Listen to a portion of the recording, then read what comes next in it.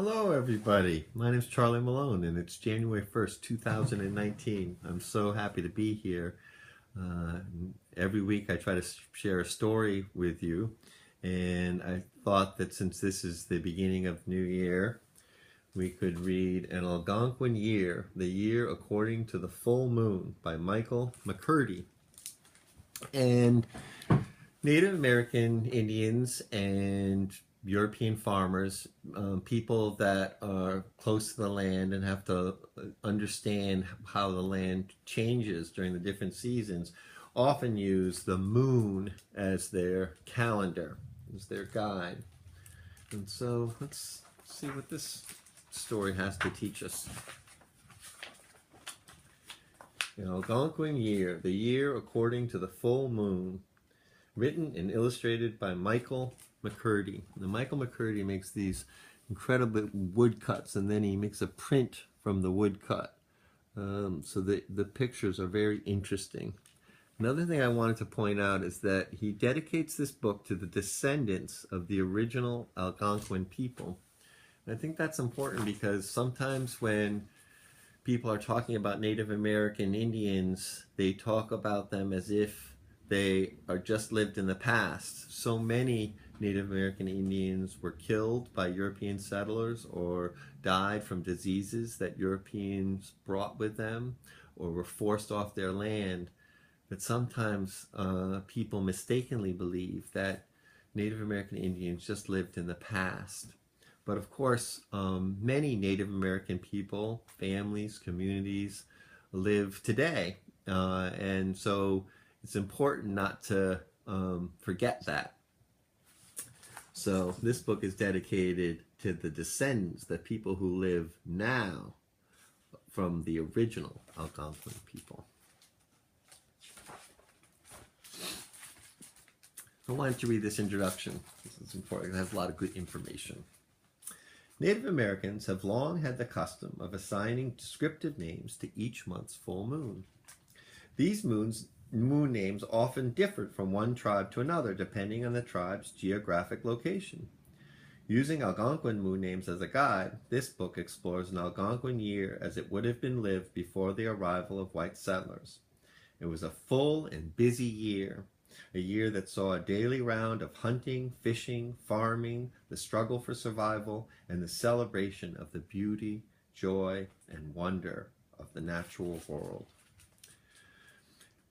Algonquins belong to a loosely bound, widespread confederation of tribes that share basic characteristics in language. So they share basic similarities in language as well as similar myths, legends, and culture.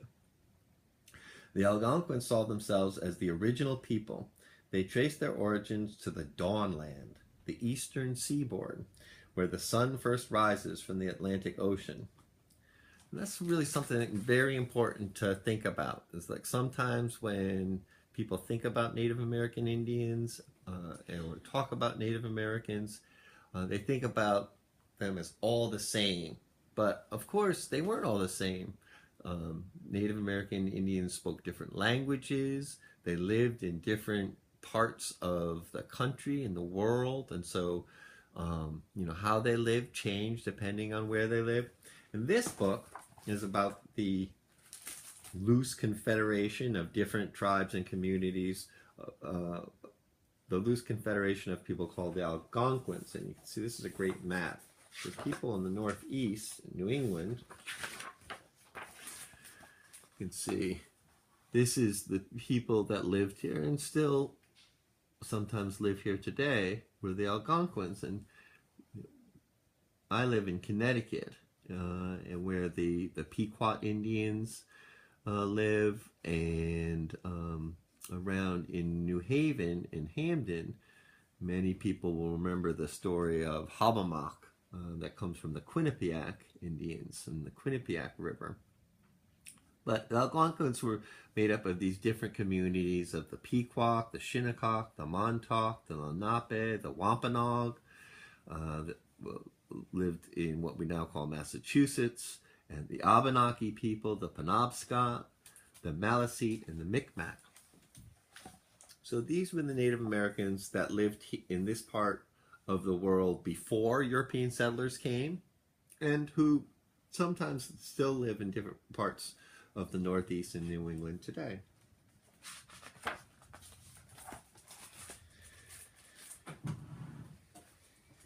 There are many full moon names for every month. While the Crees of northern Canada called January's full moon the harsh moon, the Creeks in South Carolina would call the same moon Little Winter Moon. And with the kids at Lila Day,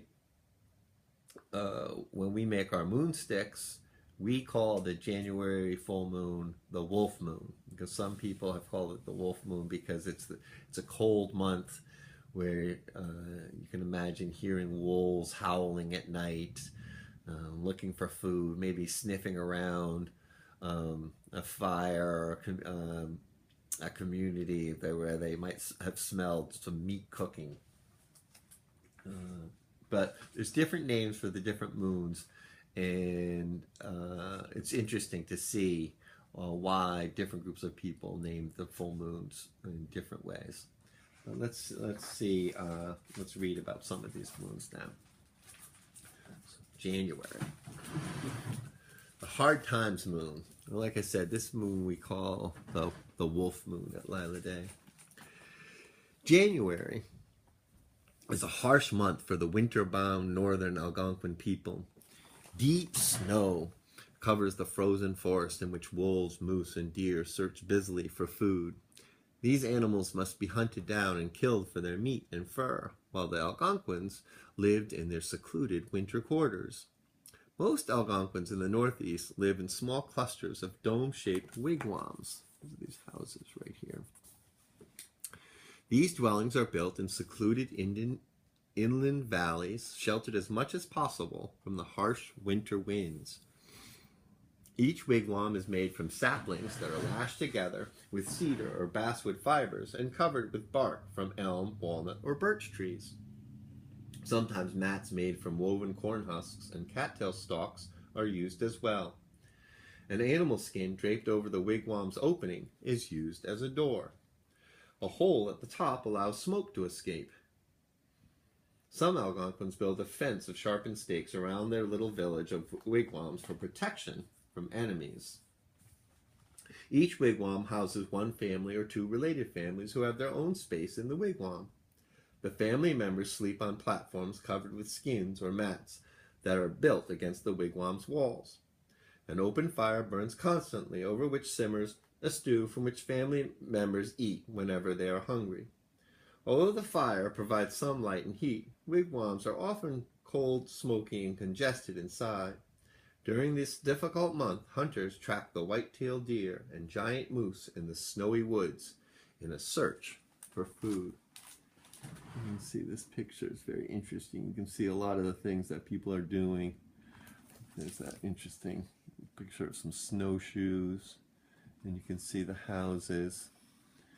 Very important to remember and realize that different Native American communities lived in different kinds of houses, different kinds of communities, and to not to stereotype people, but always be curious and open to learning as much as you can about people that might be different from you in some ways, but the same in others. So let's see some of the other moons. I'm not going to read each one because there's a lot of writing on each page, but we'll go through the months and we'll check them out. February is the snow moon, or the snow blinder moon. And February is a time of heavy snow and winds that whistle through the forest, often blinding the Algonquin hunters. The threat of starvation is very real for the northern tribes. The last harvest stored grains, dried meat, and smoked fish will soon be used up. Algonquin hunting families spend part of the winter on the trail in the hunting grounds far from their central villages. In the villages, the children are growing restless. They long to roam the woodlands again, but they must wait until the terrain is free of its snowpack. Soon the frost spirit will walk among the forest trees, tapping them with its hammer and breaking the snow and ice from their bent boughs. And it will be the first sign that spring will soon be here. March is often called the Sap Moon, and you can see people getting sap from the trees to make syrup out of. You can see that kid's taking a little taste with his finger. If you go to Common Ground in Westville in New Haven, they have a big sap festival. It's really interesting to see how people make syrup from sap and how they get it from the sugar maples. April is known here. In this book, it's called the Spearfish Moon. It's a fishing moon when people were beginning to fish a lot again. But it's also known as the Pink Moon.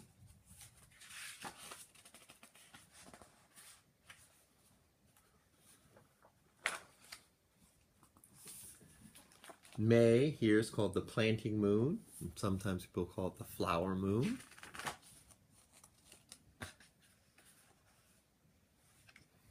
Yeah, these people are farming. They're growing, let's see, corn and squash and beans.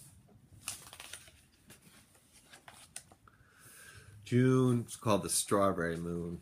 And people that live off the land usually do a mixture of hunting, farming, and foraging. And one of the most delicious treats is wild strawberries. And the strawberries come in June.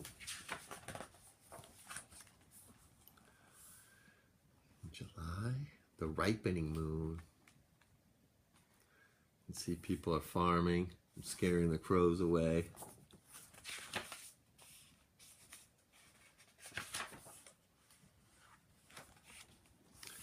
In August, the green corn moon. So the corn has been taken care of, growing the corn all spring and summer. And now it's ready to eat. Corn on the cob, tasty treat. Of course, also you can do other things with the corn plant. Here it says the women made baskets from birch bark and used tough deerskin to create the clothes needed for winter. And there's always many different ways that people that live close to the land use all the different parts of plants and different parts of animals to live. September is the harvest moon. All the food that's been growing both on the farms and in the wild is gathered and collected because, you know, pretty soon, after the fall, it's going to be winter. October, it's called the hunter's moon, or the moon of falling leaves. And those two things are kind of connected because when all the leaves fall off the trees and the animals are about, it's easier to hunt the animals. In November, it's the beaver moon. That's when the beavers are busy building their lodges because they have to make them ready before the ponds freeze over. And of course, beavers are very important. Were a very important part for food and for their fur and making lots of different things. In December, here in this book is called the Tomcod Moon. Tomcod is a kind of fish that the Micmacs, which were one group of Algonquin people, would fish for. But at light of day, we call the December moon the moon of the longest night because it comes very close to the winter solstice, which is the shortest day. So the shortest day followed pretty shortly thereafter by the moon of the longest night. And there you have this really nice book called An Algonquin Year. And I hope you all have a wonderful New Year, and I'll see you next week with another book that I can share with you. Bye-bye.